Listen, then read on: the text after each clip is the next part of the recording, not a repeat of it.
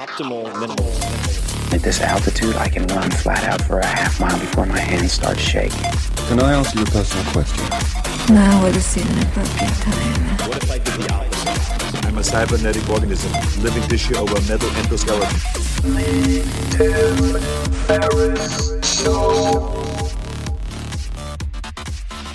This episode is brought to you by AG1, the daily foundational nutritional supplement that supports whole body health. I do get asked a lot what I would take if I could only take one supplement. And the true answer is invariably AG1. It simply covers a ton of bases. I usually drink it in the mornings and frequently take their travel packs with me on the road. So what is AG1? AG1 is a science-driven formulation of vitamins, probiotics, and whole food sourced nutrients. In a single scoop, AG1 gives you support for the brain, gut, and immune system. So take ownership of your health and try AG1 today. You will get a free 1-year supply of vitamin D and 5 free AG1 travel packs with your first subscription purchase. So learn more, check it out. Go to drinkag1.com/Tim. That's drinkag1, the number 1, drinkag1.com/Tim. Last time, drinkag1.com/Tim. Check it out. Hey guys, this is Tim Ferriss, and this is an experimental episode of The Tim Ferriss Show. It's a little noisy. I'm at the Facebook offices in Menlo Park, California. Just got out of some stuff, but I wanted to get this out to you. So this particular episode is me in conversation with two financial experts, two hedge fund experts. And those two names are Mark Hart, and I've had a lot of experience and time with Mark Hart. Mark is the founder of Corriente Partners, an investment fund focused on placing long-short equity trades based on macroeconomic themes. He's done a ton, including basically earning a sizable, fantastic return on his positions during the 2008 subprime mortgage crisis, which was one of the single best performances of that entire downturn. He's really good at spotting patterns, and I've done some work with him, which we'll get into. And then there is Raoul, and he is the owner of Real Vision Television, from which this interview is pulled, among other things. But he writes and publishes the Global Macro Investor, an elite macroeconomic and investment strategy research service for many of the world's leading hedge funds, pension funds, banks, and sovereign wealth funds. He does a lot more than that, of course, but I'll try to keep these introductions short. He is also the author of The Endgame, which is an article that turned out to be one of the most read financial pieces in the history of the internet. It's a fascinating conversation between the three of us about business, lifestyle, investing, all of the above. And for those of you who are interested in Real Vision Television, which includes all sorts of names that if you're involved with finance, you might recognize: Rick Rule, Mark Hart, Kyle Bass, Mike Novogratz, the list goes on and on and on, really reversing the dumbed down trend that you see in mass media for discussing investment and finance. And it usually costs $400 a year. If you use the code TIM, T-I-M, then you can get it for $300 a year. I get no profit participation in this. I'm just doing it because I had fun doing this interview. I make nothing from it. In any case, without further ado, please meet both Mark and Raoul and myself in this conversation. Thanks.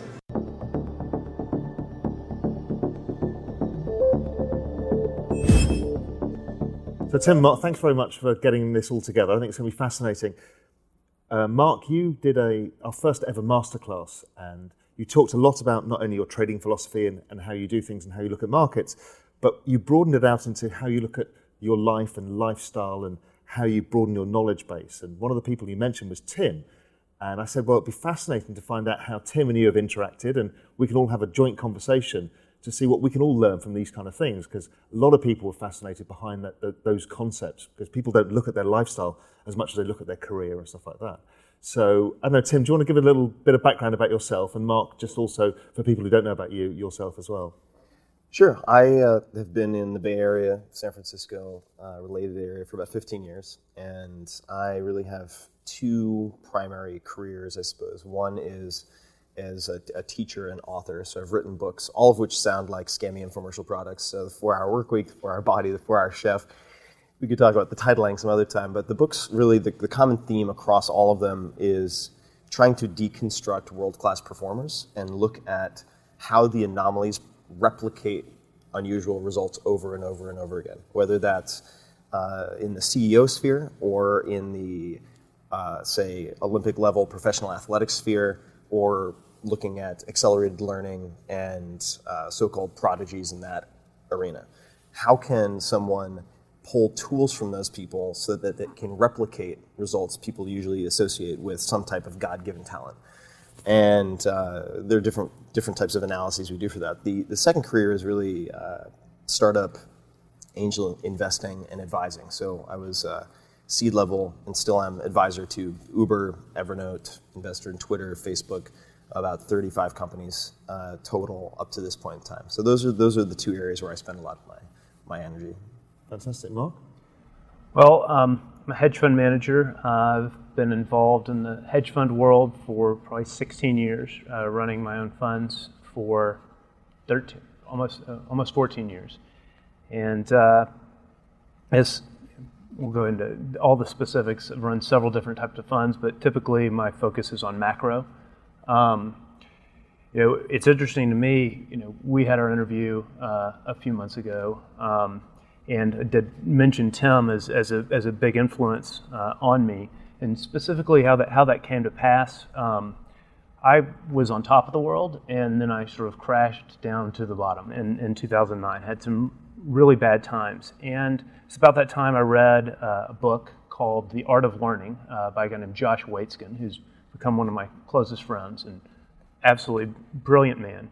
And Josh was this world-class chess player, world-class martial artist, and the book was about his learning process. So I felt like I needed some help on process. And I reached out to Josh.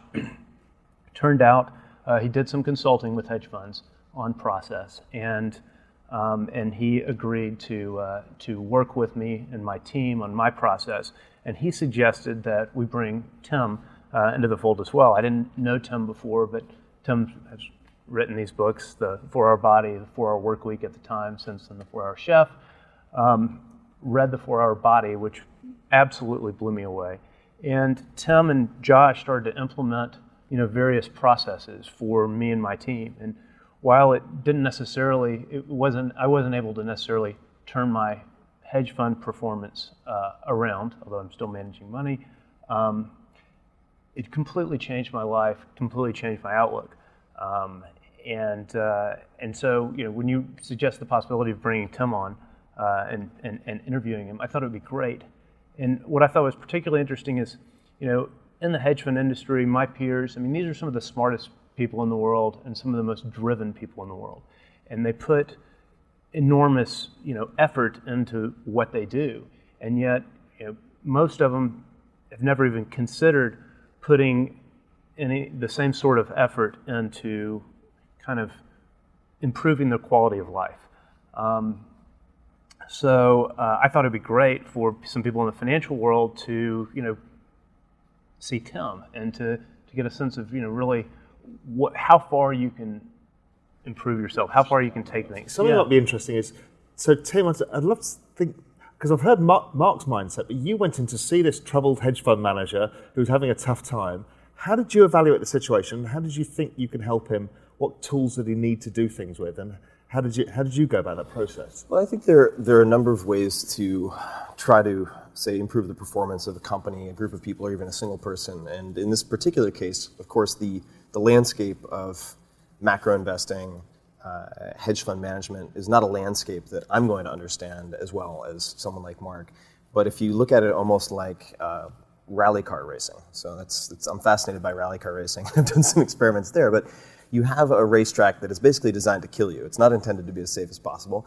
The terrain, the path is somewhat known, but the terrain is unknown. It could be raining, it could be sleeting, and Mark knows where he wants to go, but I can help potentially improve the car itself, so the vehicle, which is the physical body, upon which everything is predicated. So people tend to have this sort of Cartesian separation of mind and body, but at the end of the day, you have certain levels of neurotransmitters that are produced at a certain rate, depleted at a certain rate, and that is the rate-limiting step in your mental performance. So if you want to have better levels of working memory, sustained attention, and so on, you can optimize those by optimizing the car, i.e. the body in this case. And you can use exercise to say, improve a production of brain-derived neurotrophic factor and all these things that are very, very interesting. And then you can also look at process. So I think Josh is one of the best in the world, and Josh is a very dear friend of mine, at looking at repeatable process. So what are the daily habits and the ways that you approach turning your effort on or off, say, for productivity and recovery throughout the day that you can tweak. So that would be driving the car. So we can look at the process of, instead of having the shifter down here in a normal H pattern that you might have, maybe we should elevate that just like they do in rally car so that it's closer to the steering wheel. And how can you do the equivalent throughout the day? And that might be incorporating different types of sets of questions that you apply to certain scenarios. It might be deciding beforehand, for instance, with a lot of my startups, when you scale to a certain point, you're going to encounter the following types of problems.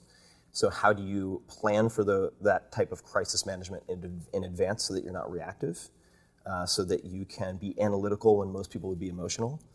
And those are some of the tools in the toolkit that I would usually try to bring to bear in a situation like that. And Josh and I have very complementary approaches, which is part of the reason that we enjoy hanging out so much and working together.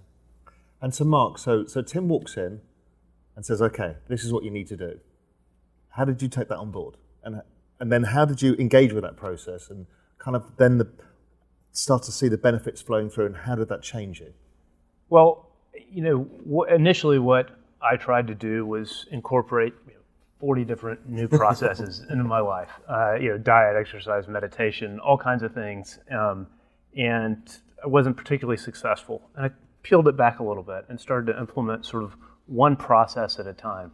Nailing breakfast was a huge one for me. I mean, what do you mean by nailing breakfast? I mean, having a perfect breakfast. It's what's going to fuel you for the day. It's what's going to, it nourishes you. It's something you always have time for because it's the beginning of the day. Nothing's going to run over and block it out.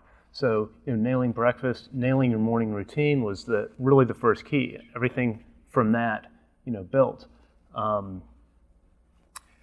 Started to implement, there are a variety of things I did. I got into martial arts. I'm, pretty much addicted to Brazilian Jiu-Jitsu. And both Josh and Tim are, expert, really world-class martial artists as well. But part of that was even, breaking down the workouts. The times, what time of the day are you going to be the most productive, the most creative? Usually it's after your mind is cleared. How are you going to clear your mind? Well, your normal conscious mind has thousands of thoughts running through it constantly. But the key is accessing the subconscious mind where you're really doing your thinking. So how do you create these periods of time when you can best access that? So maybe it's breaking up your workout into 2 workouts a day that are half the length. Maybe it's implementing a 5 or 10 minute a day meditation. And then it's structuring your workday so that you're not answering emails during your most productive time. And then it's self-tracking. And a lot of it starts with establishing a baseline, so knowing where you are. And I think that, just to give a very common example of where people get themselves into trouble, if, like most people, you take these extremely elite thinkers in the form of top hedge fund managers who have annual checkups once a year. And they make decisions based on the results of these blood tests that may come back in range or out of range. And typically the way that even a concierge medical service works is you have this checkup, you get back your blood values. Uh-oh, this is high, this is low. Here are 2 or 3 medications to correct these following things. And you realize a few things very quickly. Number one, if you were to take that test the next day, the values would be different. So you want to always confirm testing results. And you can apply that to many different types of thinking. Secondly, what you're interested in when you look at, say, blood values is not just a snapshot in time, because that's like trying to understand a World Cup game from one photograph. You want to understand trending. So you're better off having slightly less data, so lower resolution, but many snapshots so you can look at where you're trending, as opposed to trying to diagnose and treat based on a single point in time. And what that can do for you, for instance, in the traditional medical system in the United States, or conventional, I should say, you might be able to look at, say, your uric acid levels, so which is in some cases indicative of gout if it gets past a certain point. And you could be at the lower range of normal and be ratcheting up 10, 20% per year, but the doctor won't flag it as a problem until you've crossed into sort of a gout symptomatic territory. But if you're taking those snapshots, you can catch it beforehand. And you can identify, say, dietary interventions. Well, perhaps we should reduce fructose. People tend to blame gout and uric acid on protein intake. Well, fructose has a huge part to play in that. And but it all starts with establishing a baseline. So in the case of, say, a daily routine and a weekly routine, you could identify, and Mark could identify, during his states of flow, and we could talk about what that means, but when he feels effortless production, like he's doing everything well on autopilot, what are the characteristics, what are the prerequisites or the correlates to that? What are the potential triggers, right? And it starts with journaling. Similarly, what are the 20%, say, of activities or people that produce 80% of the negative emotions and bad decision making? Let's start chronicling that. And once you start to identify those patterns, say over a week of journaling, similarly with diet, right? So you could say, oh, well, you're having a meltdown. Now, this is not specific to Mark, but like person X is having, they're getting very frustrated and angry at 11:30, but they're having coffee and a bagel for breakfast. It's like, okay, well, this might be a very easy fix. Just like a lot of people with IBS, irritable bowel syndrome, simply have a gluten sensitivity. It's not like they need any type of, they don't have a small intestine bacterial infection or anything like that. It's just gluten. But it starts with capturing your baseline, and it's astonishing to me how I used to do this and how many people will change many variables without first establishing where they are. So that's the first step is, where is the patient? And it's actually a similar thought process to how we look at markets as well. It's the same state of analysing. If you just have a snapshot, you don't really know anything about anything. What you need to understand is the history, where it's come from, where it's going, and looking at a whole range of different parts of it before we can understand what's going on, I guess. There's no question. But one of the really interesting things about what Tim does, you can take this, you can go as deep as you want. You could spend a lot of time and really tweak a lot of details. But this notion of 10,000 hours to mastery. The way I think of you is as a brain and body hacker. Yeah. And how do you really shortcut that? And one of the things I thought might be interesting would be to actually point out maybe some of the easy hacks that people can use. Yeah, absolutely. So no, there's so many, and it's just to sort of dispel some myths. Maybe we could start there, because the 10,000. I'm very familiar with the research upon which the 10,000-hour rule, coined by Gladwell, or at least popularized by Malcolm Gladwell, has been used. There are many, many ways to circumvent that in almost any skill. And I think that the way I study the anomalies rather than discard them as outliers, if that makes sense. And I remember at some point, because I'm a sort of amateur fan of finance and investing and whatnot. The angel investing is a whole separate story, very different from the public markets, certainly. But I think there was at one point, Warren Buffett was addressing efficient market theory, and he said, well, you could say yes if you have 10,000 orangutans flipping quarters, like eventually you'll find like 10 orangutans who have flipped heads 100 times in a row. And statistically, sure, you could point out that doesn't necessarily indicate they have any skill at coin flipping, blah, blah, blah. But if they all happen to come from a particular place in Omaha, you might want to go see like what the zookeeper is doing. And so I look for particularly odd concentrations of anomalies. And you can find them in many different gyms. I happen to look at athletic performance a lot because, and I'm going to come back to your point of easy tips, because many people in, say, the hedge fund world or you pick the sphere of elite performance that is non-physical. At some point, they decided that they were genetically predetermined to be able to do certain things and not be able to do other things. So they were always the fat kid. I'm just big boned. That's not something I can change. And so they are partially complete in that way. They're extremely world-class at optimizing for, say, reading technicals and trading in a certain fashion, or predicting kind of doomsday scenarios and formulating positions accordingly. But in their mind, they view as one of the unchangeable aspects of themselves strength, endurance, sleep. I've always had insomnia, whatever it might be. And by showing them, well, here's a 12-year-old high school girl who a year and a half ago had never been to a weight room, and now she deadlifts 450 pounds for repetitions. Maybe you could do this. It offers them a glimpse into what is possible. And as an example of some of the very easy things that people could do, if you wanted to develop, say, a basic ability in Spanish, okay, conversational ability in Spanish, you could look at someone named Michelle Thomas, Michel, and the original recordings, and you could get to a basic level of conversational Spanish in a week. You could get to fluency in 8 to 12 weeks, which is something that I've looked at very closely, language learning. I think you can become functionally fluent in almost any language in 8 to 12 weeks. Another example would be breakfast, as Mark said, and specifically 30 grams of protein within 30 minutes of waking up. And could it be 20 grams? Could it be 40 grams? Could it be 20 minutes? Could it be 40 minutes? Sure. But 30 within 30 is easy to remember. And the good program or protocol that you follow is better than the perfect program or protocol that you don't. And I think this is also where a lot of top minds in finance fail, is they try to change too many things at once. And there's a decision fatigue that sets in when you're trying to acquire new habits. But which is why when I start with someone who's very busy, very driven, I never start with exercise personally. I try not to, because that is an additional activity that gets layered on top of their current obligations. But you have to eat breakfast, or you have to eat.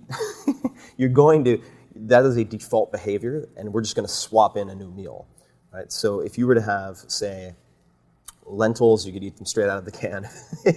If you want, some spinach, you could just eat raw spinach if you want, or microwave, it doesn't really matter, and 2 whole eggs every morning. If you were to do that, and I won't digress into all the details of why those 3 are a very interesting combination, but spinach, lentils, and eggs. You could prepare it in 3 minutes. If you have that breakfast within, say, 30 minutes of waking up, it's not uncommon if you have more than 20% body fat that you'll lose 20 pounds in the first month, particularly if you're a male. And that would be a very simple hack. It's just like, okay, that's your new breakfast. Try that for a month. Don't change anything else. And you'll very typically see people lose 15 to 20 pounds. If people have trouble sleeping, they've lifelong insomniacs, as I was for a very long time. They feel groggy in the morning, even if they get a lot of sleep, or think they've gotten a lot of sleep. It's oftentimes from low blood sugar and not from the length of sleep or lack thereof. So you could have a tablespoon of unsweetened almond butter before you go to sleep. And you'll see a lot of people who are chronically fatigued fixed just like that. And I diagnosed that for myself by implanting a glucose monitor in my side intended for type 1 diabetics that gave me a readout 24/7 that I could then correlate to my food journal. I do all the crazy guinea pig stuff so that other people don't have to.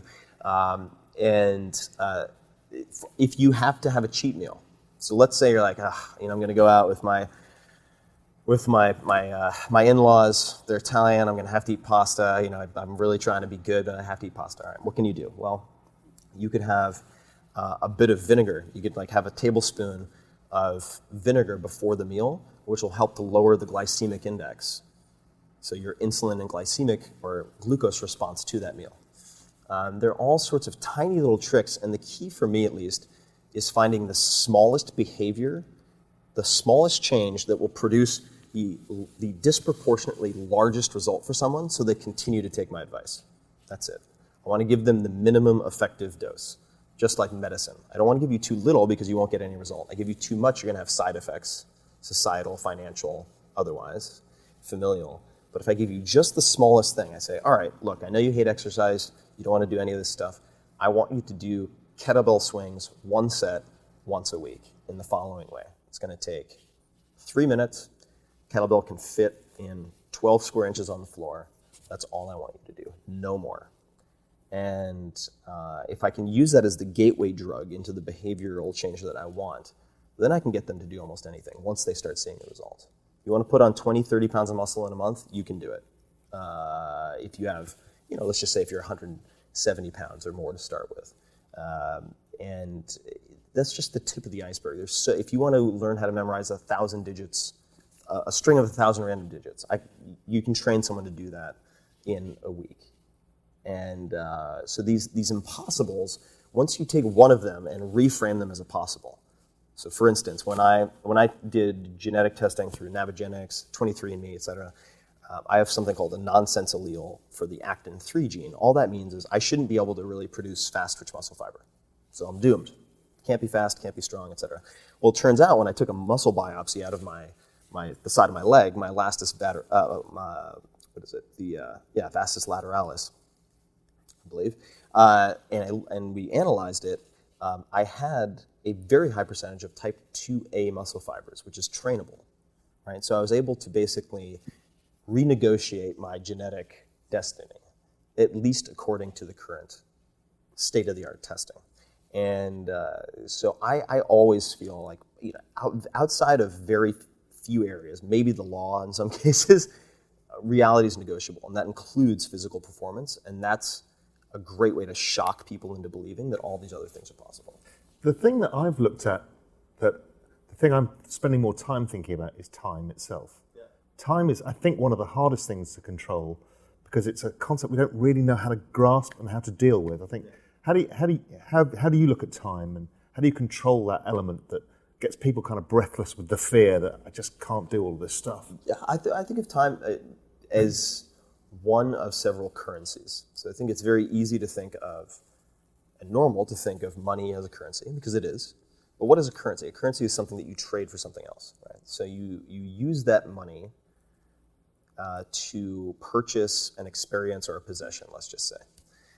Similarly, you have time, perhaps you have mobility as another currency.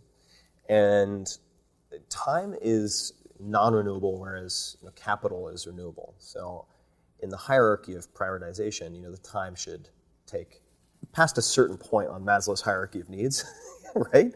Time should become your number one priority, and allocating that effectively. So I think that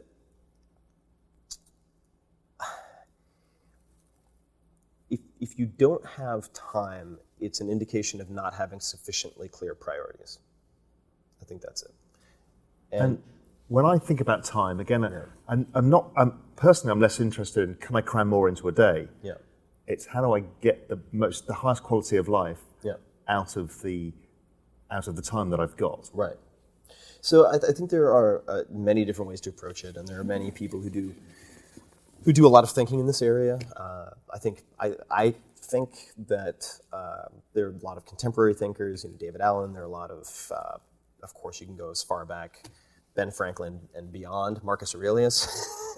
But I think Peter Drucker, The Effective Executive, is a fantastic place to start. And the focus on effectiveness over efficiency. So effectiveness being choosing your activities wisely, and then efficiency being doing those activities well. But doing something well does not make it important.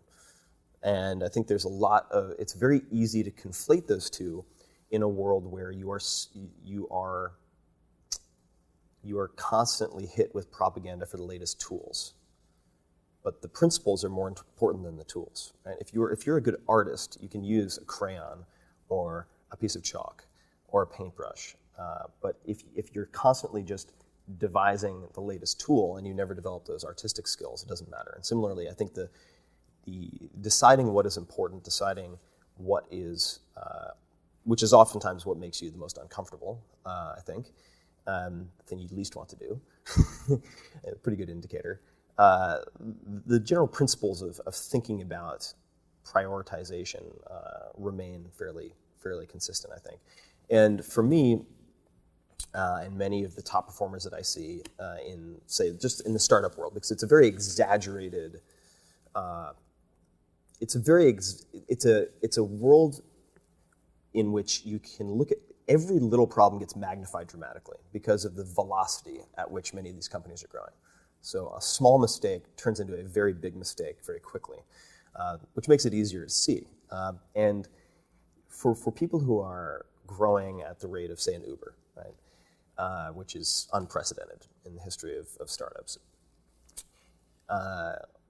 or anywhere else, I can apply this in my own life, but if you have, say, 5 to-do items, what is the one of those 5 that, if completed, renders the other 4 unimportant, or that makes the other 4 easier to solve, easier to address, right? And trying to pick the lead domino in that respect and prioritize and allocate time accordingly, I think is a very simplistic way, but effective way to go about picking that, and I like to think of it as the lead domino that just knocks over the others. Or which of these decisions can I focus on that will prevent 1,000 decisions in the future? And that's a very sort of engineer-like way to approach, say, engineers or computer scientists have a general hatred of repetitive tasks. So if something needs to be repeated, they want to create a script or a program to run that. And you can do that by deciding what your decision-making framework is in advance. So those are a few of the ways that I think very simple, but simple works. If the solution that you find is complicated, it's probably not the right solution. So, Tim, I guess, and it gets back to what I was saying a little bit earlier, you've got people in the hedge fund industry and the investment industry. I mean, these are typically driven people, they're intelligent people, and they focus their efforts on their work. And it's satisfying, somewhat satisfying to extremely satisfying. What you and Josh Waitzkin have helped me do is access other parts of my life and parts of myself, and do so very easily. Where I guess the delta in terms of improvement is massive for very small amounts of effort. And I think that hedge fund managers particularly, they're the exact right people who are poised to kind of take advantage of some of the tools and some of the tricks that you employ. I mean, 2 things that really come to mind. You like to talk about like taking ice baths. I take freezing cold showers, and it's absolute nirvana. Another thing that maybe you could talk a little bit about is like lucid dreaming, and using lucid dreaming to massively improve performance and improve that sort of conscious subconscious brain connection. Sure. And maybe I know you've used lucid dreaming to train in wrestling in high school. Yeah. No, I can talk about both. So the ice baths or cold therapy, and there are different ways to do it. You can use ice packs on the back of the neck. Really came out of conversations I had with a former NASA researcher named Ray Cronise, and he had tripled his rate of fat loss, which he's an expert in thermodynamics. He measured everything very meticulously after becoming fascinated by how Phelps could eat 10,000+ calories per day. Why would that be? And he started looking at the effects of water exposure at different temperatures on caloric expenditure. Long story short, cold exposure can improve immune function, be very effective as an antidepressant therapy. It affects hormones, including things like adiponectin, that then consequently lead to an increased rate of fat loss in many cases, thermogenesis related to fat. And that was in the 4-Hour Body. A lot of people kind of scoffed at it. It's now since been in the New York Times probably half a dozen times. I think it was just written about a month or 2 ago. And it's extremely effective. And it's an example, like you said, of something that takes next to no time. You take 2 bags of ice, put it in a tub, jump in for 5 minutes. And it can have a tremendous effect on you, not only for the subsequent, say, 4 to 5 hours where you feel like you're on cloud 9 in many cases, where your mood and your mental performance is highly elevated. It's not subtle. To the longer term cumulative fat loss effects, which can be really tremendous. I mean, tripling your rate of fat loss just by a very short intervention like that. So that would be one interesting example. I've been looking at recently the opposite, which is using heat shock, so saunas, for increasing, say, growth hormone release in combination with types of exercise. So studying how the extremes impact your physiology is very interesting to me. The lucid dreaming is a fascinating subject. So for those people who aren't familiar, lucid dreaming is when you are dreaming and you become conscious of the fact that you are dreaming. And it doesn't have to be anything woo-woo. There's nothing woo-woo about it. And they've demonstrated, I think it was at Stanford, they proved that it existed by having people memorize before sleep subjects eye movement patterns. Because in REM sleep, your eye movement in the dream correlates to your physical movement when you're laying down. So they could do like left, left, right, right. And they could do that, and they could track with an EEG or other tools that they were in REM sleep and in fact sleeping. So they're like, okay, now I'm dreaming, just checking in with the researcher, left, left, right, et cetera.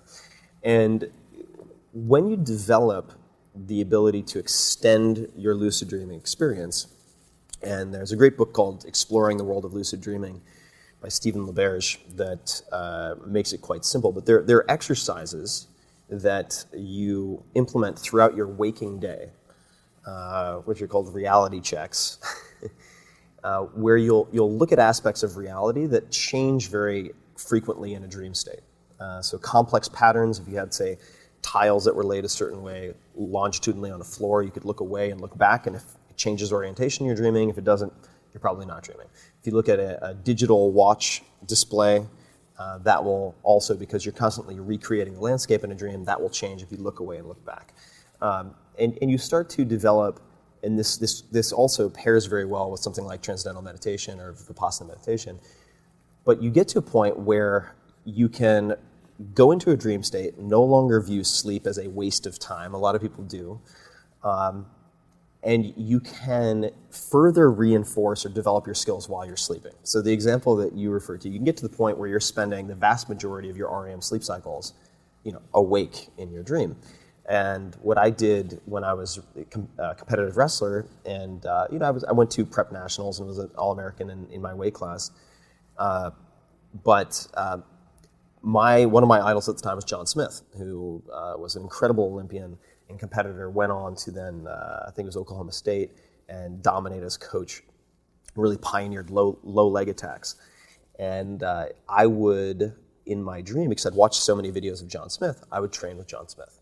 And there was a very direct transfer of skill improvement from that state to subsequent practices, which is not that crazy if you think about it, because there are many studies that have looked at, say, skiing aerialists, so people different types of ski jumpers or divers, and looking at the impact of replacing a training session with visualization. And they get to see the same, they see gains in performance. And that's exactly what you're doing when you are dreaming, but you get the benefit of sort of a simulated kinesthetic experience.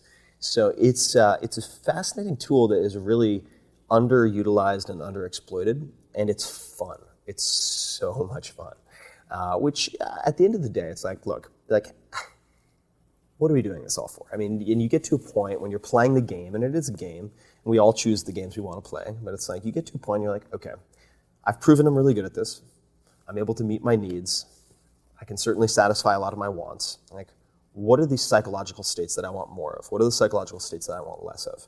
And the lucid dreaming is wonderful in the sense that it not only improves performance, it helps you develop present state awareness, and it puts you into a similar state if you practice lucid dreaming, because throughout the day you're doing these reality checks. What is that doing? It's like meditating for 15 seconds, 10 times a day. So you develop a calmness and awareness of how you're feeling so that you don't make emotionally based decisions that are bad for you.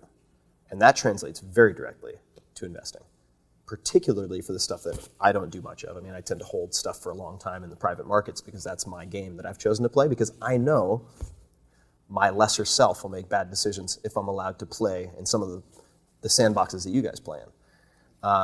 But certainly, all the more reason for, I think, people in the hedge fund world, if they're making daily or weekly or monthly decisions about positions and whatnot, to have a consistent practice so that they can become the observer of their emotional self.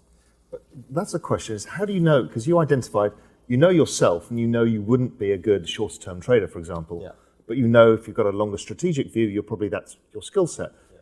How do you learn that? Because that's a lot of people don't get this bit when certain people are good at certain types of things. How do you understand what you're good at? Test. You throw a bunch of stuff against the wall and you see what sticks, and you see what you enjoy and you see what you dislike. In my particular case, I've done, despite myself, done reasonably well in the public markets with a handful of stocks that I've bought. I mean, Pixar was the first stock I ever bought, and then there's a point where I bought Amazon. Amazon did really, really well, but in 2008, when everything was going to, well, seemingly, if you watch too much television, going to hell in a handbasket. I spend, just by the very nature of, I have a blog with 2 million readers per month or so, I'm online a decent amount to write and communicate. So I'm exposed to a lot of this noise, this Chicken Little, the sky is falling, hysteria, for instance, in 2008. And what I realized about myself is that if I can watch a chart of the value of my holding going up and down, and Mr. Market is tapping me on the shoulder asking, are you sure you want to hold this? Would you like to sell? I really think you should sell. But wait, it just went down. Maybe you should buy some more. You want to buy some more? That monkey mind is very untrained in me. It is so poorly behaved, and it's such a bastardly little saboteur in my mind. I need to create constraints that allow me to utilize my strengths while mitigating my weaknesses. And the way I do that is by investing in startups where I have an informational advantage, where I have a product advantage, and I can also poll, say, 1 million plus people who are 25 to 40-year-old males in metropolitan cities, primarily on the coasts, who have high disposable income.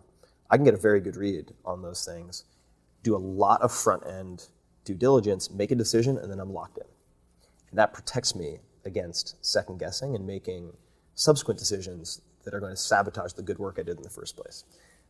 But I learned that by trying different types of investing. So do you think maybe, you talked about journals before, which I think is an interesting concept because there's a certain intellectual integrity when you have to write it down and be honest with yourself. And I think a lot of people in investing aren't honest with themselves.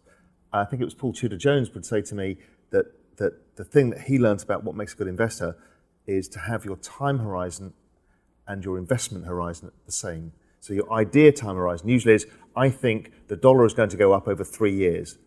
I'm going to put that trade on over 2 weeks. That's wrong because it's a big mismatch. And it's all of that intellectual integrity about what you're actually trying to do and who you are. And then it allows you to do that, I guess, to then focus exactly where you know your strengths are. Definitely. And I think that journaling is one example I think has tremendous value, especially if you don't view yourself as a writer. Because what writing allows you to do, and we could call it journaling just so people don't get intimidated, it is allowing you to freeze your thoughts in a form that you can analyze. You're not going to take the time to record yourself for hours and go over it. But you can write 2 pages every morning.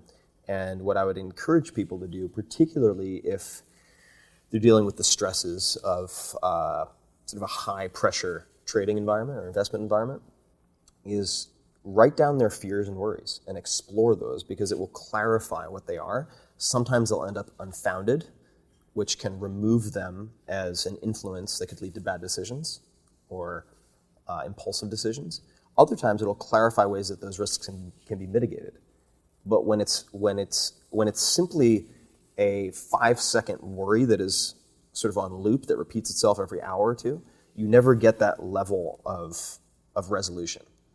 So literally, have some coffee, have some tea, 5 to 10 minutes in the morning, just freehand, write about what you're worried about for the day, what you're fearful of. It's hugely pragmatic. It's not just a self-indulgent, poetic exercise. So what do you do when so I've written that down and I've done it for a week. Now, how do I analyze that? And how long do I need to do it before I've got a decent data set to deal with? And what do I do with it when I've got it? Well, okay, this is a good question. So I thought when I started doing this that the value would be in spotting the patterns, going back and analyzing. And there is value in that.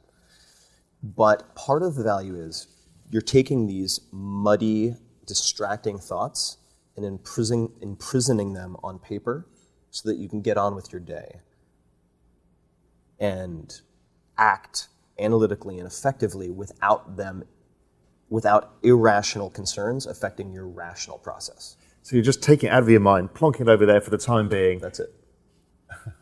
Okay. And it's surprisingly effective, and it's so simple. Yeah, I mean, some people do that at night. You know, if you've got that, you know, you've got the night horrors and you're thinking about something, writing it down. Yeah, get it out of your head. It's out of your head, and then you can do it. You know, one of the interesting things that you and Josh had me implement was you know, in terms of taking advantage of the subconscious mind, was, you know, feeding myself questions or problems to deal with before I entered into one of these periods, like sleep or meditation or exercise. Can you maybe, you know, expand on that? I don't know. Sure. If Yeah. you can, or how that. No, absolutely. I think that that it is a wasted opportunity if there's sort of different levels of processing, and that ranges. There are many different ways to frame this. Daniel Kahneman, who wrote, this is Thinking Fast, Thinking Slow, talks about System 1, System 2. People talk about the conscious and subconscious. But if you look at talking about pattern recognition, a lot of the breakthroughs, the sort of lateral or oblique discoveries that people make that are non-obvious, they often happen in the showers, they often happen when listening to music, they often happen when daydreaming, they often happen in the middle of the night in a dream, etc. And you can encourage that by prompting that level of processing with a question before you go to bed. And which is why when I journal, it's typically 5 minutes first thing in the morning, 5 minutes before I go to bed. And I also do a little bit of sort of post-game analysis on the day, at the end of the day. But that's another very, very simple approach for allowing that those idle CPU cycles, as we think of them as idle when we're sleeping, although it's not totally accurate, to have a problem to chew on. It's almost like when what some people are doing with distributed technology now, where you might have, say, you're trying to borrow computing power to look at protein folding, and so Sony will make the PS3s in a distributed fashion, if people opt in, available for that type of like offline processing when they're not in use for Call of Duty or whatever. So when you're not in Call of Duty, i.e. your job, you can assign a problem in a very similar way to a extremely powerful computer, which is your brain, to work on while you're asleep. And it doesn't always produce breakthroughs, of course, but it's a fantastic practice to get into, and it's also something that really doesn't take any extra time. It's not an additive activity. It doesn't displace anything else. One of the things I wanted to make sure we got in this interview is a little bit about yourself, and specifically, there's an excellent book, probably read, Robert Greene's Mastery. Yeah. And in it, Greene says there are kind of 3 stages to mastery, and the most important is the first one, which is identifying your calling. Mm-hmm. I look at you; you're a world-class ballroom dancer, martial artist, life coach. I mean, you seem to have mastered so many different things. What's your calling? Where does it all come from? Is this cultivated? It's definitely cultivated. So the calling, I think, is studying meta-learning. So the teaching people how to learn, or learning how to learn. What is the framework that can be imposed on any skill? That is my calling, is to study that, test that, research that, and then hand that toolkit to as many people as possible.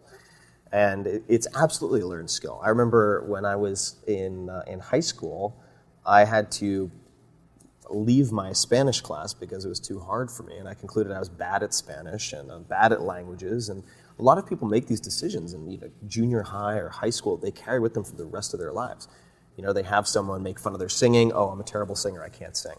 And they carry that for decades. And for me, that happened with language learning. And then I took a year abroad in Japan as an exchange student, and I had it wasn't an optional activity. I had to learn Japanese. I was going to a Japanese high school, and I used judo textbooks, and I deconstructed ways of approaching characters so that I could learn how to read and write. And came back and I realized that I'd gone from Japanese 1 to Japanese level 6 at my high school in 6 months. And I was like, okay, well now I need to really reconsider this bad at languages conclusion that I reached.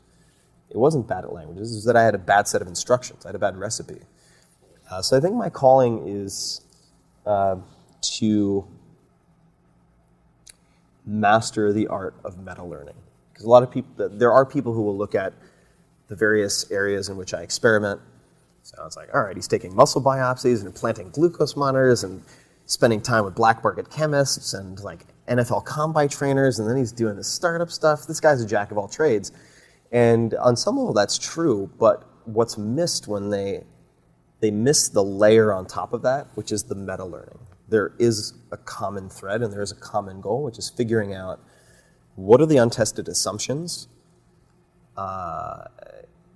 what are the best practices that I can test, that I can even attempt the opposite of, right? Like the deadlift, perfect example. You have people who will say, well, your strongest range of motion is from the knee up, so you want to do rack pulls and all this stuff. And but you find someone like Barry Ross in Los Angeles who's produced multiple world champions, and he pulls from the floor up to just below the knee. It's just a few inches, and then they drop the bar. And they do that 2 to 3 times. That's the full set. They do less than 5 minutes of total time under tension per week. And I put almost 120 pounds on my deadlift in like 8 to 10 weeks.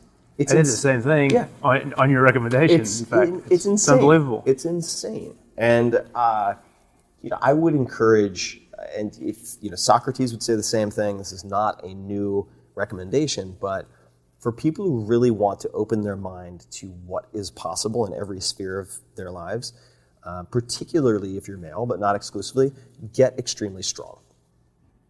Read, and I'm sure you can find it, people have talked about it online, but the Effortless Superhuman chapter in the 4-Hour Body on the deadlift.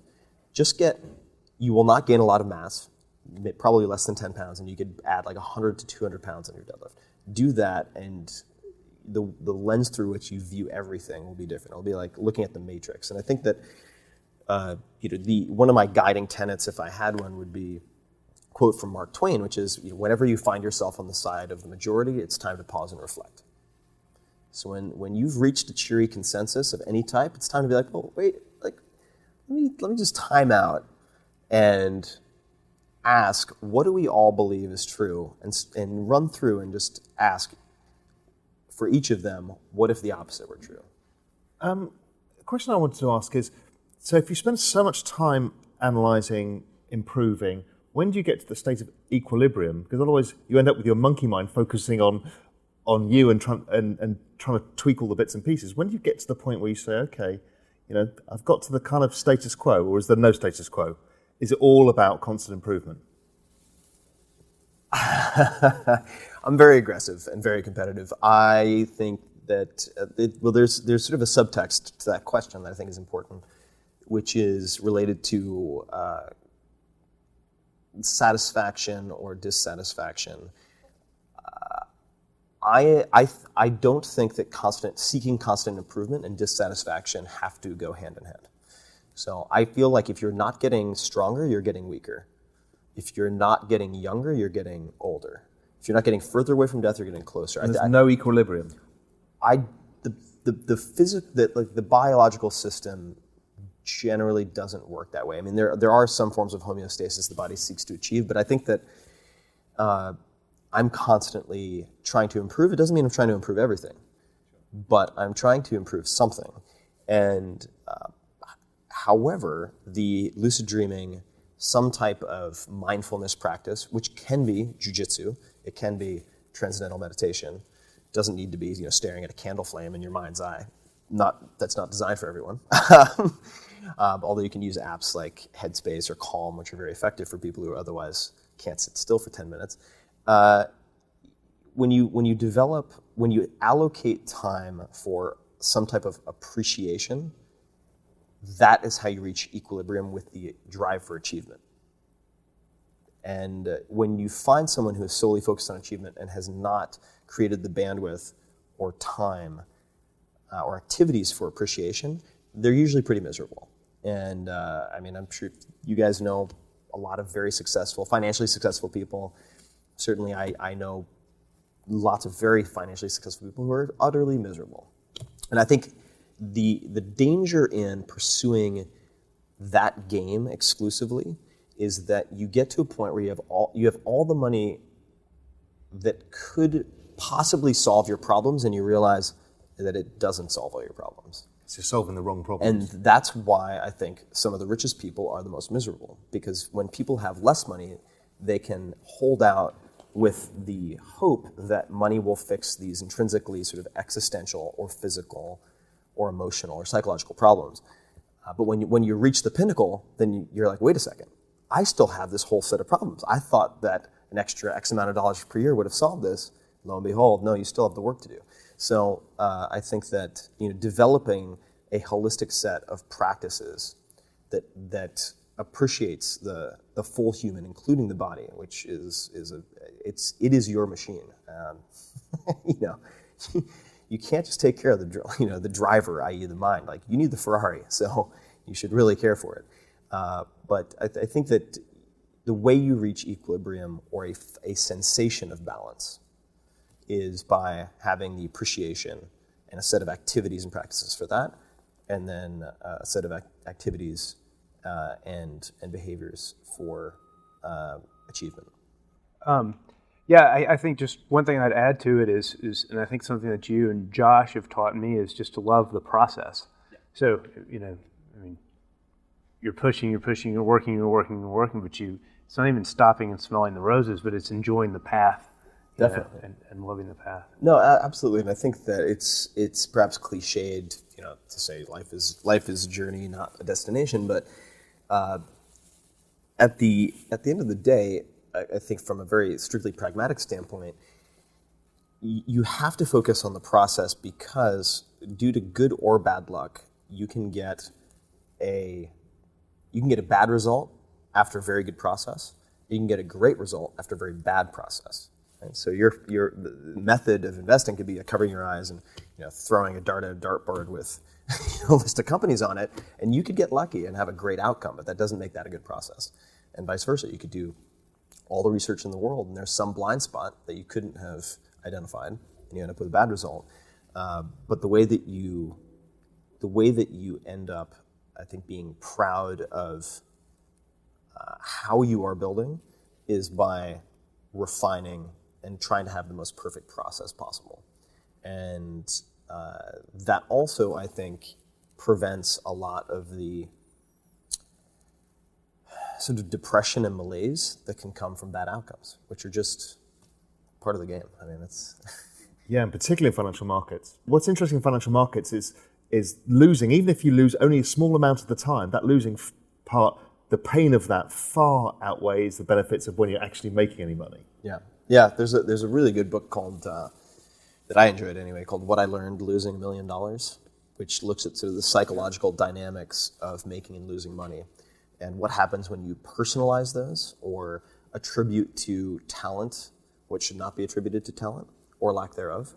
But what I realized, for instance, when we were talking earlier about how I realized I was not well suited for the public markets, personally, if I'm the one doing the managing of that, is I realized that exactly that a small loss, the magnitude of that negative emotion was exponentially larger than even if I made 5 times that amount positively.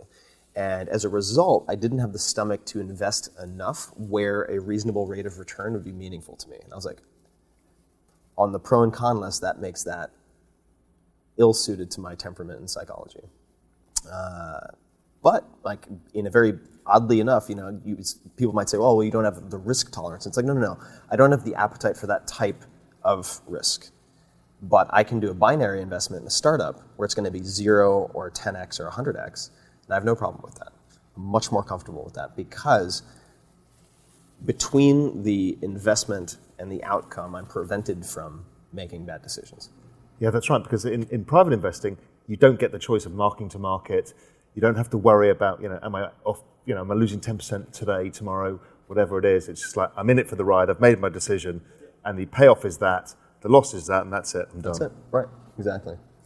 And I think investing is a good metaphor for life. I mean, it's allocation of resources.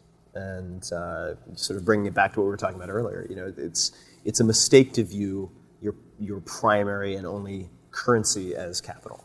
I think time and mobility, these all determine the actual value of your capital. Because if you don't have time, you can't exchange that money for experiences. And what's your capital is your quality of life, I guess, in some way, shape or form. And all of those are the currencies that you trade for that? Yeah. Yes. Absolutely. Great. Tim, well, thanks very much. And Mark, thanks a lot. I think it's been really fascinating. Yeah, my pleasure. Thoroughly Thanks for enjoyed having it. me. Absolutely. Cheers.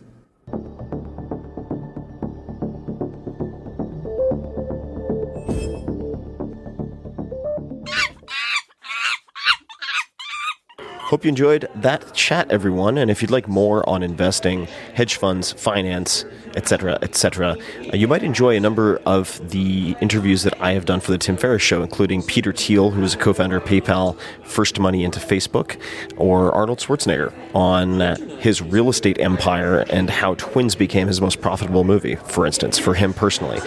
And you can find all of that at 4hourworkweek.com/podcast, 4hourworkweek.com/podcast. And then for Real Vision TV, that's what you just listened to, go to realvisiontv.com, and if you use the code TIM, T-I-M, you can get $100 off. So it's not $400 a year, it's $300 a year. I don't make anything from it. I just think they're doing very interesting work. So realvisiontv.com, code TIM. And as always, thank you for listening.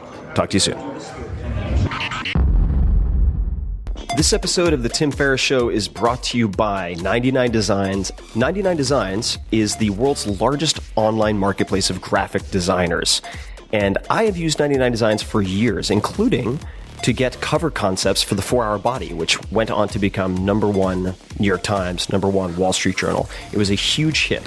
And here's how it works. And you can check everything out, including some of my competitions. You can see these book covers and so on at 99designs.com/Tim.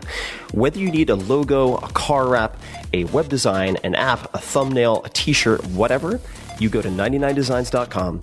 You describe your project, and then within a week or less, you have tons of designers around the world who compete for your business and submit different ideas and designs and drafts. You have an original design that you love, or you pay nothing. It is fantastic. I have used it.